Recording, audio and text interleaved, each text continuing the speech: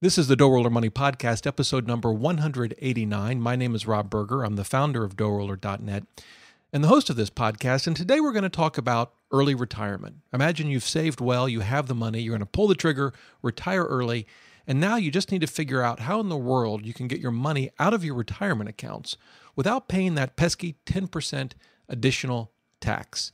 That's the topic we're going to cover today. Welcome to the DoughRoller Podcast, where the best thing money can buy is financial freedom. We help you make more, spend less, and invest the rest. And now your host, Rob Berger. Whether you're just starting out, buried under a mountain of debt, or well on your way to financial freedom, this is the podcast to help you take your finances to the next level. Hey everybody, hope you're having a great day. So I'm recording this podcast and I'm going to publish it on Wednesday, August 26, 2015. So what's so special about August 26, 2015? Well, nothing in particular, except that over the last several days, the stock market has been absolutely insane. It's gone down, it's gone up, it's gone up during the day and then back down. And it's a topic that's in the news. It's on CNN, the Wall Street Journal, New York Times. And it's a topic I'm going to cover, except I'm not going to cover it today. I'm going to actually cover it in the next episode of the show, episode number 190. But it's an important topic. And in that episode, my job is not just to convince you to stick to your investing plan, but rather I'm going to try to convince you that when the stock market goes down like it has, it's actually a good thing. That's what I'm going to try to do.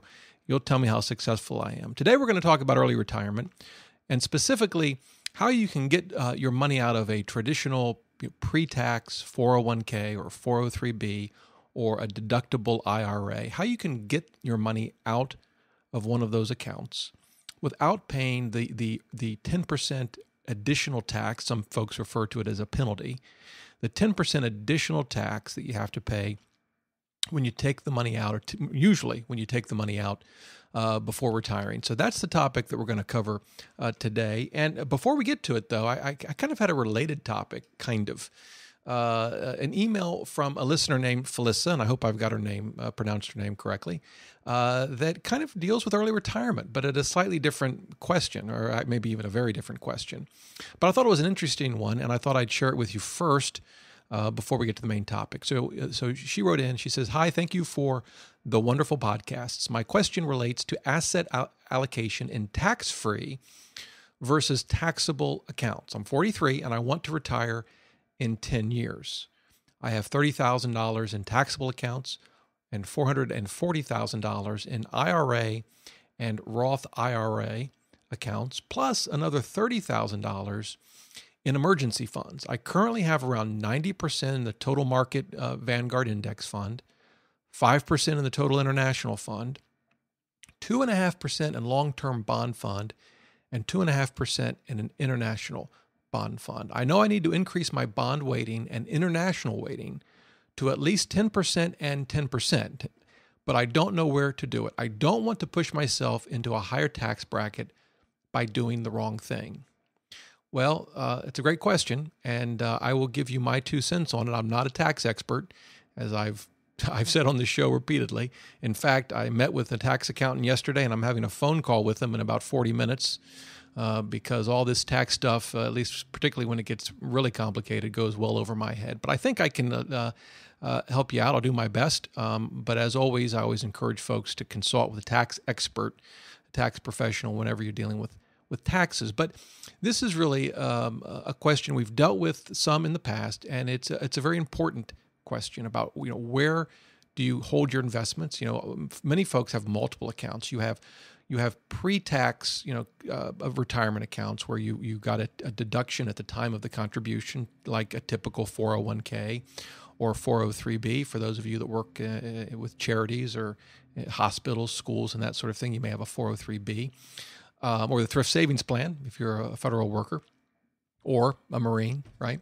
And then, of course, you might have a deductible IRA. Then you might have Roth accounts, and those are different. I mean, they're certainly tax-advantaged accounts, but they're different, of course.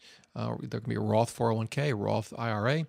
And then, you might have, of course, taxable accounts. And so you have, it's as if, it's hard enough to figure out what to invest in stocks versus bonds and what funds you should select. And now you got to figure out all these tax issues.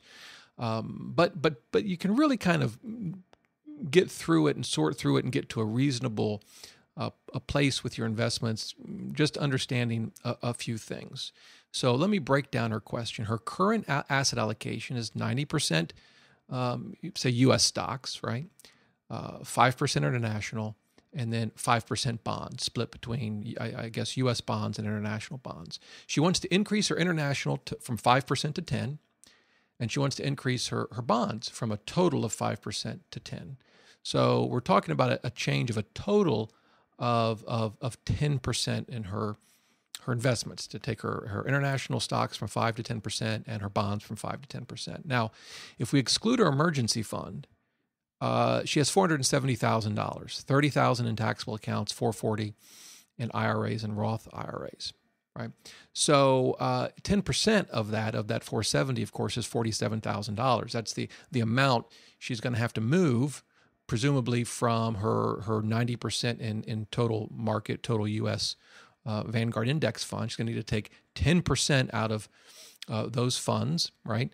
And take half of it and put it in the international fund, and the other half in one or both of the bond funds that she has. So how do we do that, and what are the tax implications? Well, we can't answer that actually from her email, because we don't know how she holds all of this money between the taxable and the IRAs, although the vast majority of her money, $440,000, is in IRA accounts, right? So if she can make these changes inside these IRA accounts, doesn't matter whether it's a Roth or a traditional, there's going to be no tax implications, right? You can buy and sell within a retirement account like an IRA or a 401k, but in her case, an IRA, and there's no tax implications at all. There's no taxes on the sale, even if there's a gain on the investment. It certainly doesn't have any impact on your tax bracket for federal income tax purposes.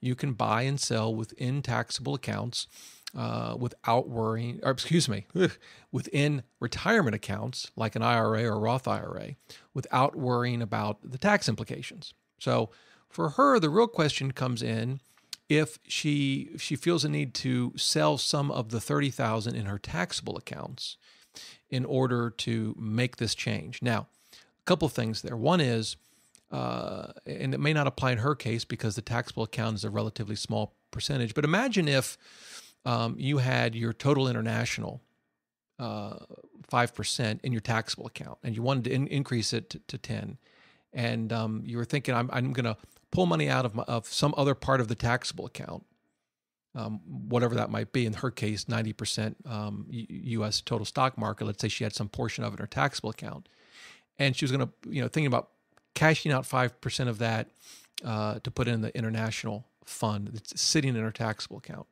Well, that could trigger taxes, right? It's probably not going to change your tax bracket if they're all long-term gains, right? It'll be capital gains, long-term capital gains. So, but it would certainly be, putting aside the tax bracket, it'd be taxable. You'd have to pay taxes on that.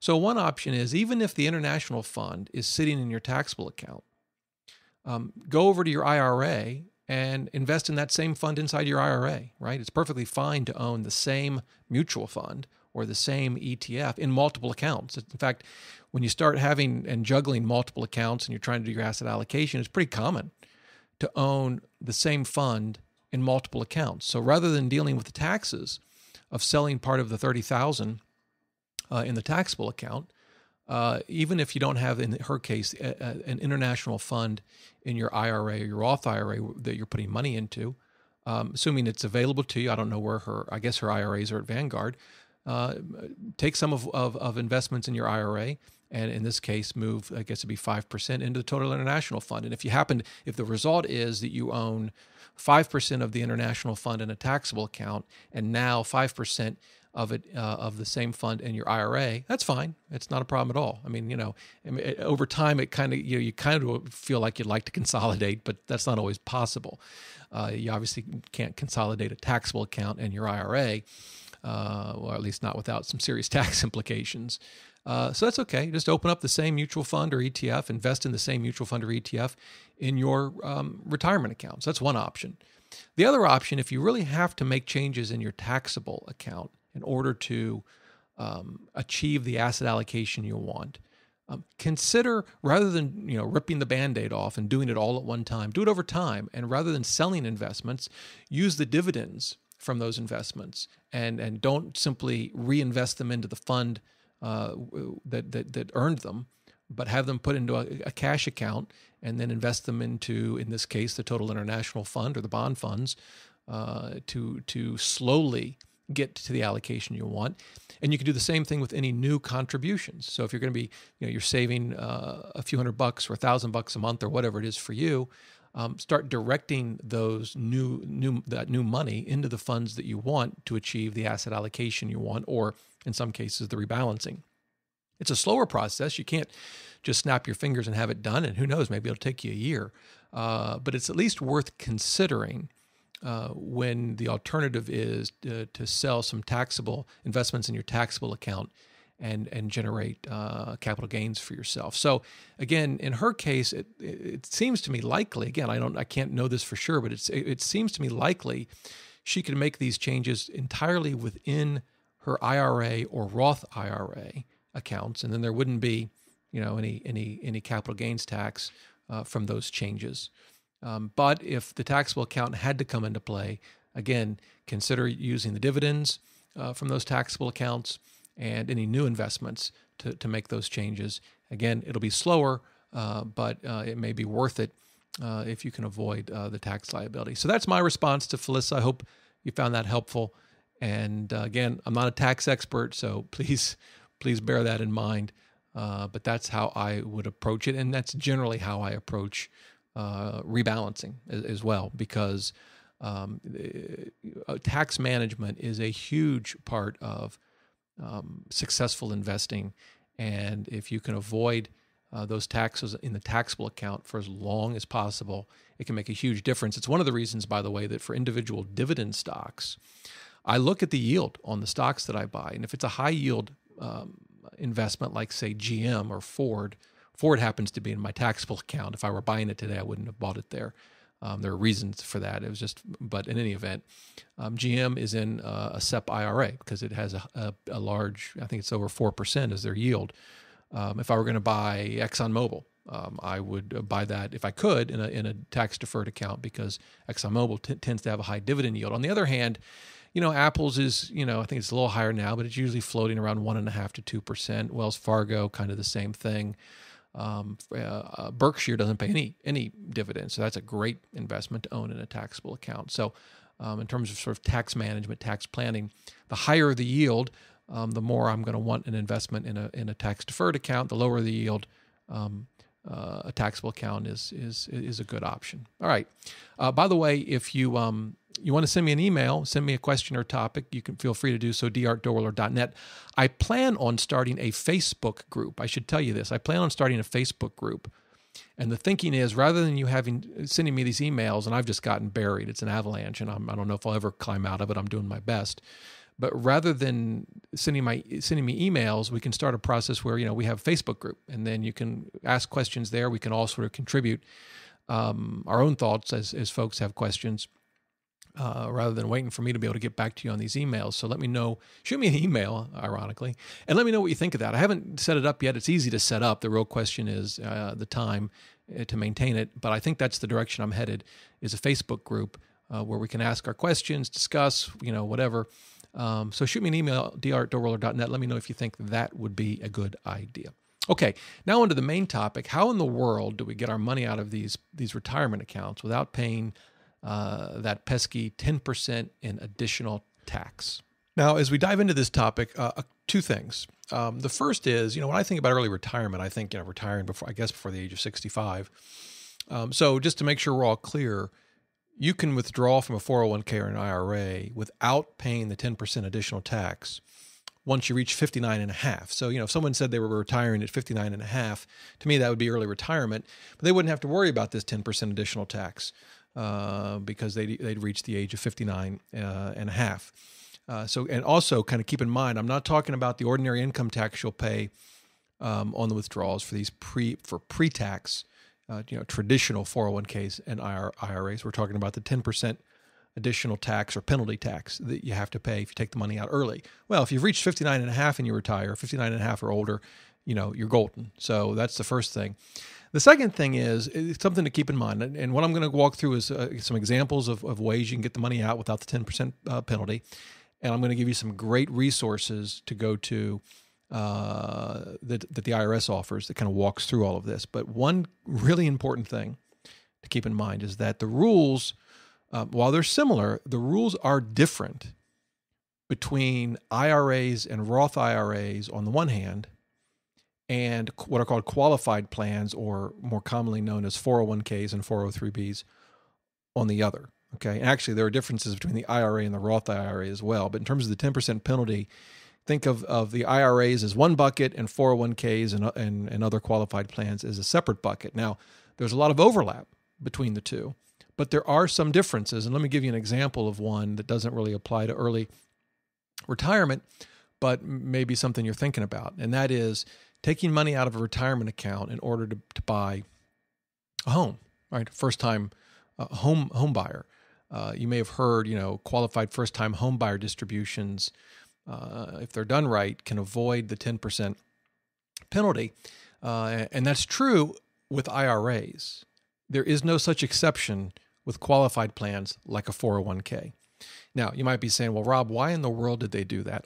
I have no earthly idea. Honestly, the entire retirement system we have it doesn't make any sense to me. If you're employed, you can put $18,000 away in a 401k plus potentially more in an IRA, depending on your income. If you're not, if you're employed, but your employer doesn't offer a 401k, your option is just the IRA, but you can't contribute as much, right? You can't contribute $18,000 to an IRA. It doesn't make any sense. We should be able to contribute the same amount regardless of whether our employer offers a 401k or not. So anyway, don't get me started on that. But on the qualified first-time home buyer distribution, it's available from an IRA or a Roth IRA, not available for qualified plans like a 401k. And I point that out because there are some differences as well when it comes to early retirement. So you got to keep in mind the rules. There's a lot of overlap, but they're not identical. So let's go through a number of examples or ways you can pull your money out without paying that 10% penalty. And we're going to go through them pretty quickly. They're not that complicated. And then I'll give you some resources to check out. So the first is a series of substantially equal payments. Basically, you can set up a series of substantially equal payments. Think of it almost like an annuity. And once you set it up, though, and you start taking your money out, remember, you're going to pay taxes on it if it's a traditional retirement account, but you can avoid the 10% penalty. A couple things about that, though. If you set this up, you can't just set it up for a year and then say, okay, I'm done with that. I'll leave my money in my 401k and not take out anymore. Once you set it up, you're kind of stuck with it. And you're stuck with it for the longer of 5 years or until you reach 59 and a half. Once you reach that magical 59 and a half, you don't need any exceptions in order to avoid the 10% penalty. So you could stop taking these substantially equal payments. But so that's something to keep in mind. This is really for early retirees who, you've retired or, you want your money out and you're going to take these substantially equal payments. Now, one question that comes up is, how do you go about calculating the payment, how much you're supposed to take out each month? And it turns out there are a number of different ways to actually make that calculation. I'm not going to go into details with them for a couple of reasons. The first is you can read about it in the show notes for this podcast. Just go to DoughRoller.net/podcast 189 and you'll see some details on it. But the second thing is this, if you're going to consider this approach, I would call the administrator of either your 401k or your IRA, and they can help you through the actual calculations. It's going to be based in part on your age, obviously the amount of money you have in the account, and one of them is based on sort of a similar required minimum distribution calculation, and I can tell you that that's one of the services that Vanguard offers. I have an inherited IRA from my stepmother, and because I inherited it from someone other than a spouse, I have to take out money now. I can't wait until, I'm 59 and a half or till I'm 70 and a half for the RMDs. I got to take money out now. And Vanguard calculates that number for me and then automatically takes it out and sticks it in my taxable account for me. So they should be able to help you with these calculations and walk through the pros and cons of each. But the real key for today is that this is an available option to you.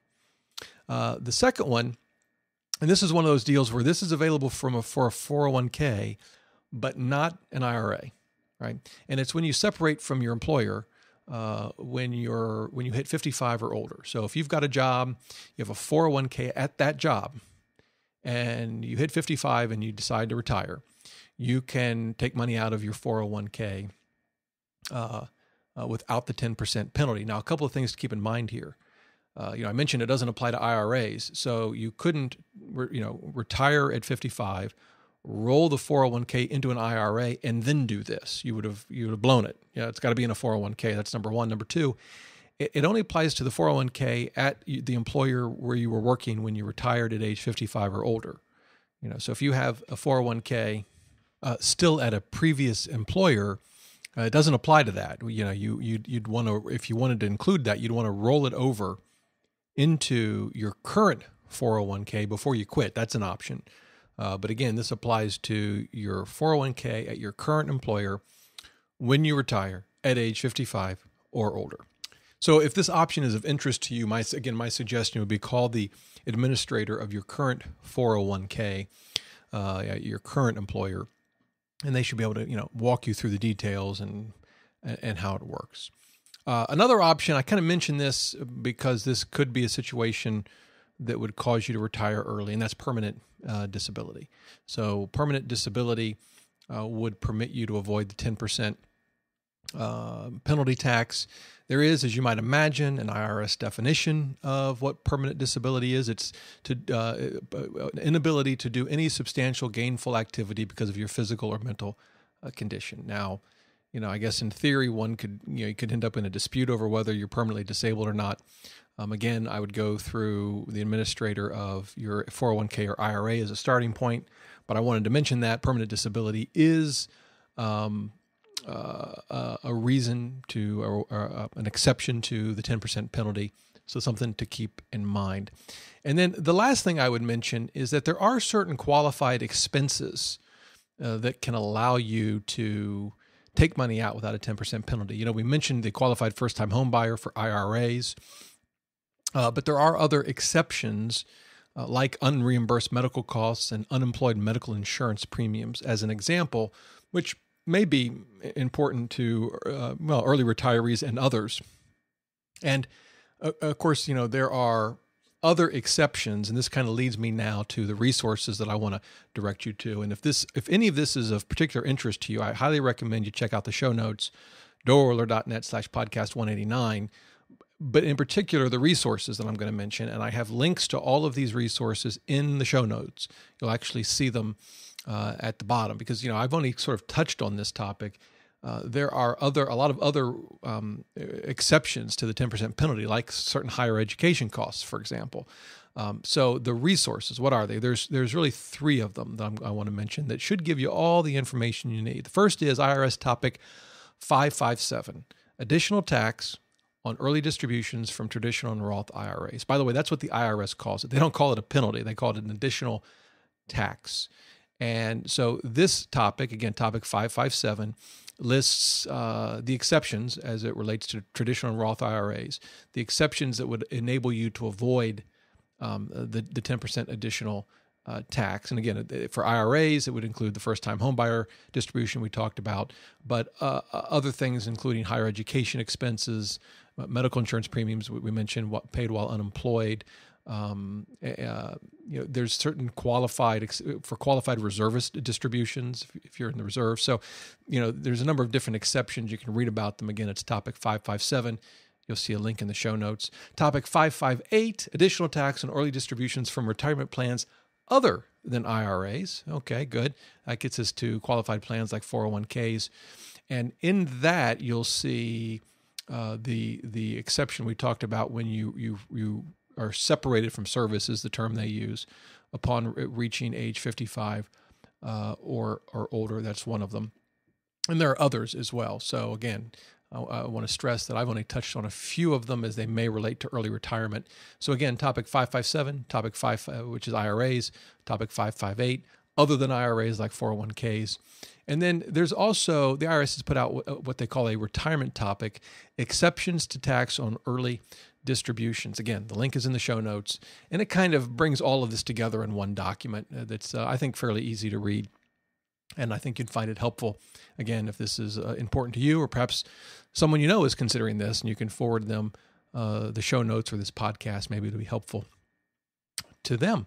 Well, there you go. Hope that's helpful. If you have any questions about this, feel free to email me, dr@doughroller.net. Love to get your emails. Maybe soon it'll be a Facebook group, and we can kind of all chat rather than emails. We'll see. Let me know what you think about that as well. And don't forget to stay tuned for podcast 190. We're going to talk about the crazy stock market. Until then, remember, the best thing money can buy is financial freedom.